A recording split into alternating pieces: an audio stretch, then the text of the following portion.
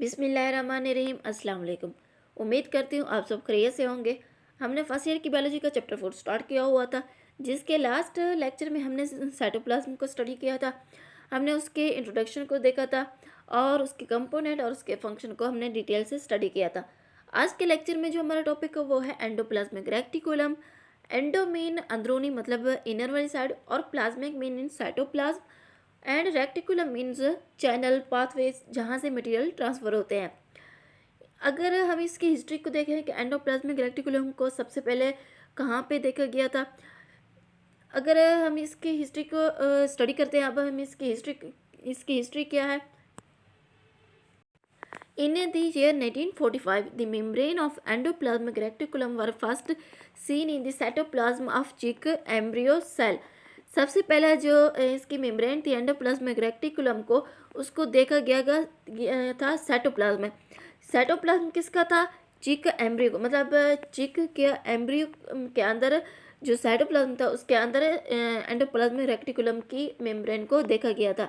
कब देखा गया था? 1945 में। These are the membrane bonding channel, मतलब इसके अंदर जो मेम्ब्रेन है ना वो बॉन्डेड होती है एक चैनल की फॉर्म में, मतलब उसके अंदर बहुत से चैनल मौजूद होते हैं। Seen in the form of network of delicate strand and vesicle in the cytoplasm, मतलब उसका जो चैनल है वो तो नेटवर्क लाइक है और उसके अंदर ना वेजिकल भी प्रेजेंट होते हैं। और these are single membrane cell organelles. इस और इसकी जो मेम्ब्रेन थी ना, जो उसको देखा गया था एंडोप्लाज्मिक रेक्टिकुलम की मेम्ब्रेन, वो क्या थी? सिंगल थी। इसलिए हम इसको कहते हैं कि ये सिंगल मेम्ब्रेन सेल ऑर्गेनेलीज है। These form an interconnected network of tubules, vesicle and cisternae within the cell. ये जो नेटवर्क है ना, ये इंटरकनेक्टेड फॉर्म में होते हैं। वो tubules, vesicle and cisternae form में होते हैं। कहाँ पे प्रेजेंट होते हैं? ये सेल के अंदर प्रेजेंट होते हैं। मतलब इसका जो मेम्ब्रेन थी ना, जो एंडोप्लाज्मिक रेक्टिकुलम की, वो सबसे पहले देखी गई थी चिक में, और चिक के एम्ब्रियो में देखी गई थी, और एम्ब्रियो के साइटोप्लाज्म में। और वहाँ पे इन्होंने देखा था कि इसका जो मेम्ब्रेन होती है वो नेटवर्क लाइक होती है। इसकी जो मेम्ब्रेन होती है नेटवर्क लाइक होती है, और उसके अंदर जो इंटरकनेक्टेड फॉर्म में होते हैं, और इसकी जो मेम्ब्रेन होती है ना वो सिंगल होती है। अब हम आगे स्टडी करते हैं इसको। Endoplasmic reticulum are consider as one of the component of the cytoskeleton along with the macrotubules, macrofilament and intermediate filament. Actually मैंने ये जो एंडोप्लाज्मिक रेक्टिकुलम है ना, ये कंपोनेंट है किसका? साइटोप्लाज्म का। साइटोप्लाज्म के अंदर कौन कौन से आ जाती हैं, उसकी टाइप्स क्या है? मैक्रोट्यूब्यूल्स हो गए, मैक्रोफिलामेंट एंड इंटरमीडिएट फिलामेंट। ये किसके टाइप्स हैं? ये किसके कंपोनेंट है? साइटोस्केलेटन के। और जबकि जो एंडोप्लाज्म में किसका कंपोनेंट है? वो साइटोस्केलेटन का है। These are the first of all observed by the Poulter, Clude and Fullman in 1945 as a network. ये वो साइंटिस्ट हैं जिन्होंने सबसे पहले एंडोप्लाज्मिक रेक्टिकुलम को डिस्कवर किया था या ऑब्जर्व किया था। The term endoplasmic reticulum was first used by the Porter and Fullman in 1952। लेकिन ना ये जो साइंटिस्ट है ना, इन्होंने जो टर्म यूज़ की थी ना वो कब की थी? 1952 में। मतलब इन्होंने एक टर्म इसको यूज़ किया था, लेकिन इसके ऊपर जो प्रॉपर वर्क किया गया था, या हम यूँ कह सकते हैं इसको ऑब्जर्व किया गया था, वो कब किया गया था? 1945 में। नेक्स्ट हम इसकी लोकेशन देख लेते हैं कि ये कहाँ कहाँ पे प्रेजेंट होती हैं। Present in almost all the eukaryotic cell, मतलब जितने भी यूकैरियोटिक सेल हैं उन सब के अंदर ये प्रेजेंट है। These are founded to be absent in mature erythrocytes, embryonic cell and prokaryotes. मतलब ये जो इनके अंदर ना एंडोप्लाज्मिक रेक्टिकुलम प्रेजेंट नहीं होता। कहाँ कहाँ पे? एंथ्रोसाइट में, ओवर में, एम्ब्रियोनिक सेल के अंदर और प्रोकैरियोट्स के अंदर। इनके अंदर क्या होता है? एंडोप्लाज्मिक रेक्टिकुलम प्रेजेंट नहीं होता। लेकिन जो यूकैरियोट्स हैं उसके अंदर एंडोप्लाज्मिक रेक्टिकुलम प्रेजेंट होता है। The endoplasmic reticulum often occupy the most of the cytoplasm. मतलब जो साइटोप्लाज्म है ना उसके अंदर जो ज़्यादातर प्रेजेंट होता है वो कौन से होते हैं? एंडोप्लाज्मिक रेक्टिकुलम प्रेजेंट होते हैं। नेक्स्ट हम इसकी देख लेते हैं। अब हम इसके अमाउंट देख लेते हैं कि एंडोप्लाज्मिक रेक्टिकुलम के अमाउंट क्या है। The endoplasmic reticulum varies in the amount from cell to cell, मतलब इसकी जो amount cell to cell vary करती रहती है। In spermatocytes it is represented by a few vacuoles only, मतलब ये जो स्पर्मेटोसाइट है ना, इसके अंदर ना जस्ट वेक्यूल्स की तरह के एंडोप्लाज्मिक रेक्टिकुलम प्रेजेंट होते हैं, जिसको हम कहते हैं ये क्या एंडोप्लाज्मिक रेक्टिकुलम है। इन दिया सेल ऑफ एडिपोज टिश्यूज़, मतलब ये जो एडिपोज टिश्यूज़ होते हैं ना, it is quite simple having a form of few tubules, और इसके अंदर जो एंडोप्लाज्मिक रेक्टिकुलम में प्रेजेंट होते हैं वो ट्यूब्यूल्स की फॉर्म में होते हैं, मतलब एक ट्यूब्यूल्स बना रहे होते हैं, ट्यूब लाइक स्ट्रक्चर होता है उनका। The cell that are actively synthesize the protein, ये जो मतलब सेल है एंडोप्लाज्मिक रेक्टिकुलम, ये क्या करते हैं, सिंथेसाइज करता है प्रोटीन को, such as liver and pancreatic cell and fibroblast have abundant endoplasmic reticulum. और ना ये जो एंडोप्लाज्मिक रेक्टिकुलम है ये क्या करे, सिंथेसाइज करता है या बनाता है प्रोटीन को, कहाँ पे, लीवर हो गया, पेनक्रियाज हो गया, इनके अंदर प्रोटीन को सिंथेसाइज करता है। जबकि ये जो फाइब्रोब्लास्ट है ना, इसके अंदर एंडोप्लाज्मिक रेक्टिकुलम बहुत ज़्यादा पाए जाते हैं। Endoplasmic reticulums form 30 to 60% of total membrane in a cell. जैसे कि मैंने ऊपर भी पहले कहा है कि जो मैंने ऊपर कहा है कि ना ये जो साइटोप्लाज्म है ना, इसके अंदर जो ज़्यादातर प्रेजेंट होते हैं वो कौन होते हैं, एंडोप्लाज्मिक रेक्टिकुलम प्रेजेंट होते हैं। वो 30 से 60% में प्रेजेंट होते हैं, मतलब मोस्टली 60% जो होता है ना एंडोप्लाज्मिक रेक्टिकुलम प्रेजेंट होता है, जो 40% है वो और ऑर्गेनेल्स उसके अंदर प्रेजेंट होती है। अब हम नेक्स्ट देख लेते हैं कि एंडोप्लाज्मिक रेक्टिकुलम में मोस्टली में है क्या, इसकी डिफिनेशन क्या है। ये जो एंडोप्लाज्मिक रेक्टिकुलम है ना, endoplasmic main with the cytoplasm and reticulum is Latin, ये एक लैटिन वर्ड है फॉर लिटिल नेटवर्क, नेट या नेटवर्क लाइक स्ट्रक्चर होता है,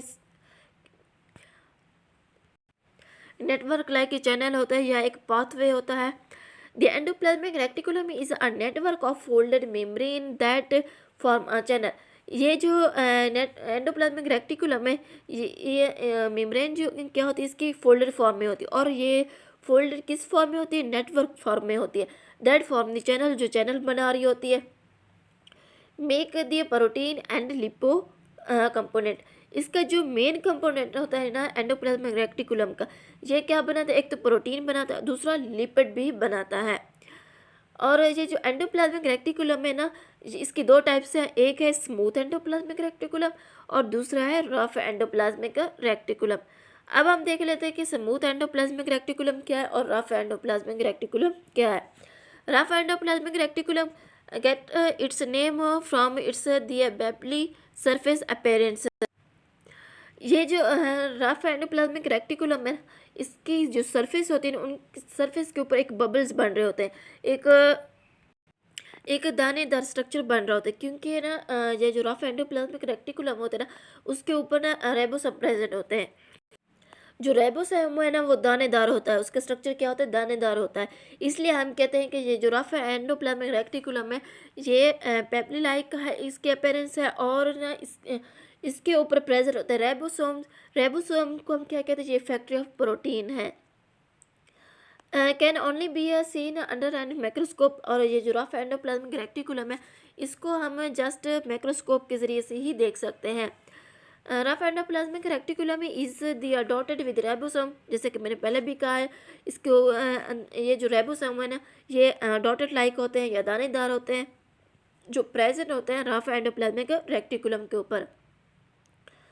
the rough endoplasmic reticulum is involve with protein productions, protein folding and quality control and dispatch. ये जो rough endoplasmic reticulum है, एक तो ये प्रोटीन की प्रोडक्शन करती है, प्रोटीन को फोल्ड करती है, क्वालिटी, और उसकी जो क्वालिटी मिकदार जो होती है ना उसको जो क्वालिटी होती है ना उसको क्या करती है, कंट्रोल करती है और डिस्पैच करती है। नेक्स्ट हम इसका फंक्शन देख लेते हैं कि इसका फंक्शन कौन सा है। They produce and process the specific protein, ये क्या करते हैं, प्रोटीन को प्रोड्यूस करते हैं, क्योंकि ना इसके ऊपर रेबोसोम प्रेजेंट होता है, और रेबोसोम का क्या कहते हैं, ये फैक्ट्री ऑफ प्रोटीन है, इसलिए ये प्रोटीन को सिंथेसाइज करते हैं या प्रोड्यूस करते हैं। consist of network like tunnels with tubules, vesicles which is composed together by the cytoskeleton of cell। मतलब इसके जो चैनल है ना ये ट्यूनल लाइक होते हैं और इसके अंदर ट्यूब्यूल्स वेसिकल प्रेजेंट होते हैं और ये कंपोज होते हैं by the cytoskeleton of cell के ज़रिए से। मतलब ये जो मिलते हैं ना ये साइटोप्लाज्म साइटोस्केलेटन के ज़रिए से मिलते हैं। नेक्स्ट हम देख लेते हैं कि स्मूथ एंडोप्लाज्मिक रेक्टिकुलम क्या है।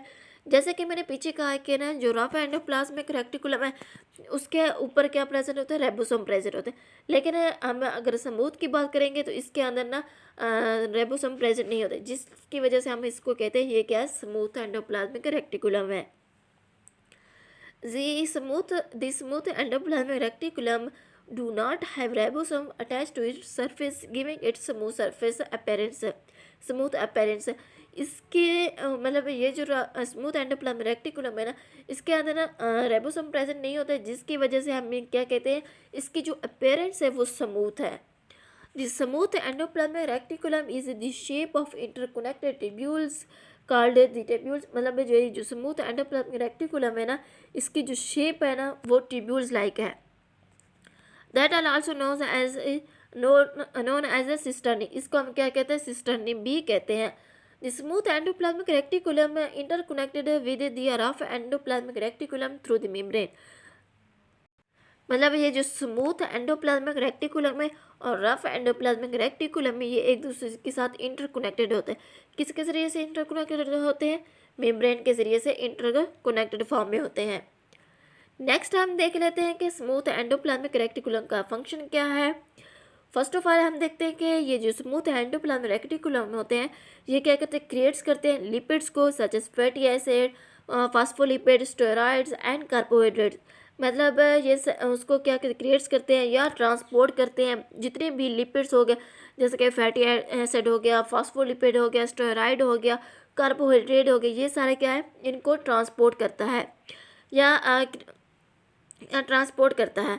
The endoplasmic reticulum make this lipid using enzyme in its membrane. और ये जो एंडोप्लाज्मिक रेक्टिकुलम है ना जो स्मूथ एंडोप्लाज्मिक रेक्टिकुलम जो लिपिड बनाता है और फिर उसको एंडोप्लाज्मिक रेक्टिकुलम एंजाइम के तौर पर उसको यूज़ करता है।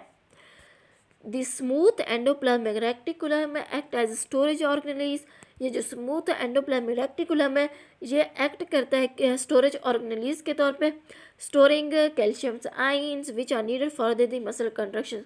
मतलब ये जो स्मूथ एंडोप्लाज्मिक रेक्टिकुलम है ना इसके अंदर कैल्शियम आयन प्रेजेंट होते हैं। मतलब ये जो स्मूथ एंडोप्लाज्मिक रेक्टिकुलम है ये स्टोरेज का भी वर्क करता है, इसके अंदर स्टोरेज ऑर्गेनेलिज का फिनोमेनन भी मौजूद होता है जो स्टोर करता है कैल्शियम आयन को। और ये जो कैल्शियम आयन है ना ये हम आगे यूज़ करते हैं मसल्स की कॉन्ट्रैक्शन में। नेक्स्ट हम देख लेते हैं इसका फंक्शन क्या है। Smooth endoplasmic reticulums also store the steroid. मतलब ये जो स्मूथ एंडोप्लाज्मिक रेक्टिकुलम है ये स्टेरॉइड को भी स्टोर करता है, मतलब कैल्शियम आयन को भी स्टोर करता है और स्टेरॉइड को भी स्टोर करता है। ये था हमारा आज का लेक्चर है। हमने सबसे पहले देखा इसका इंट्रोडक्शन कि रफ एंडोप्लाज्मिक रेक्टिकुलम क्या है, उसकी हिस्ट्री को हमने स्टडी किया है।